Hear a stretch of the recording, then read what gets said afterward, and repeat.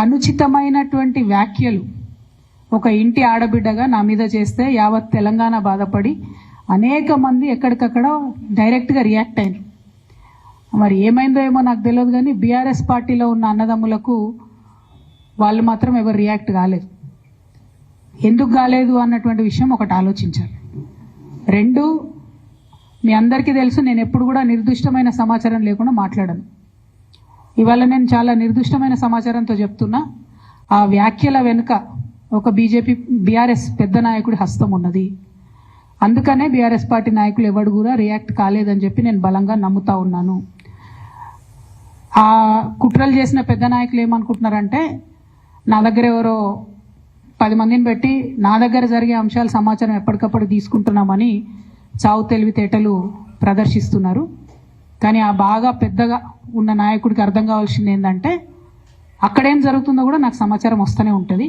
So మీరు ఏ టైంలో ఎవరిని కలిశారు, నా మీద వ్యాఖ్యలు చేయడానికి మీరు ఎవరిని ప్రోత్సహించారు, మీరు ఎంత కింద స్థాయికి దిగజారి ఒక ఆడబిడ్డ మీద అటువంటి వ్యాఖ్యలు చేయించారు, ఇవన్నీ కూడా నేను చూస్తున్నా, గమనిస్తున్నా.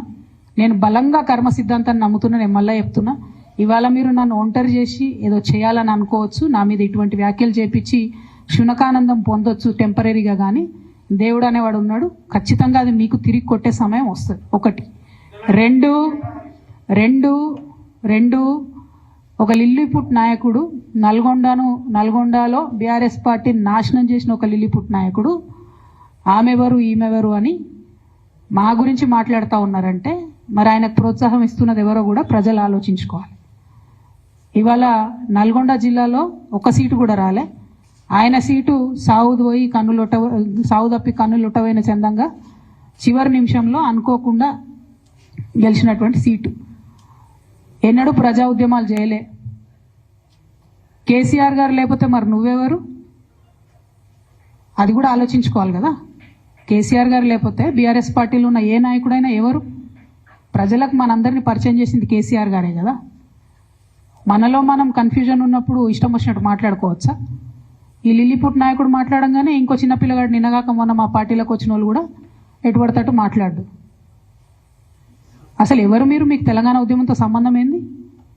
బీఆర్ఎస్ అధికారంలోకి వచ్చినాక బీఆర్ఎస్లోకి వచ్చి పదవులు పొంది ఉల్టా నా మీదనే మాట్లాడతారా మీరు? మేము ఉద్యమం చేసిందే మీ మీద కదా. చిన్న పిల్లగానిలా ఉండు బాబు. నువ్వు పెద్దవాళ్ళ విషయాల్లో తలదూర్చకు, తెలియని విషయాల్లో అసలే తలదూర్చకు. నీ వెనకాల చాలా మంది ఉన్నారు అని అనుకుంటున్నావేమో. వాళ్ళ సంగతి కూడా ప్రజలకు వస్తుంది, తెలుస్తుంది. ఎప్పుడో ఒకసారి అన్నీ బయటపడతాయి. ఒక ఆవేదనతో చెప్తున్నా, నేను ఉట్టిగా చెప్తలేను.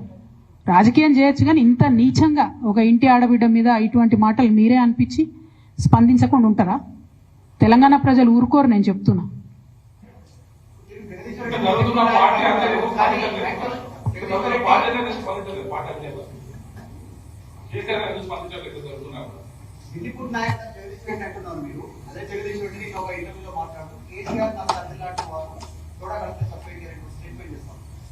నేనేమంటున్నా, కేసీఆర్ గారు నాకు తండ్రి. వారికి నేను అంతరంగికంగా రాసినటువంటి ఉత్తరాన్ని బయటపెట్టి మొత్తం పార్టీలో జరుగుతున్న అంశాలన్నీ బహిర్గతం చేసింది ఎవరు? ఇయాల ఆ అంశాలన్నీ బహిర్గతం చేసి నన్ను మాట్లాడడానికి ఫోర్స్ చేసి ఇప్పుడు మళ్ళీ దాని చుట్టూ ఇట్లాంటి డ్రామాలు ఆడుతున్నటువంటి వాళ్ళు ఎవరు? ప్రజలకు కూడా తెలుస్తుంది తప్పకుండా.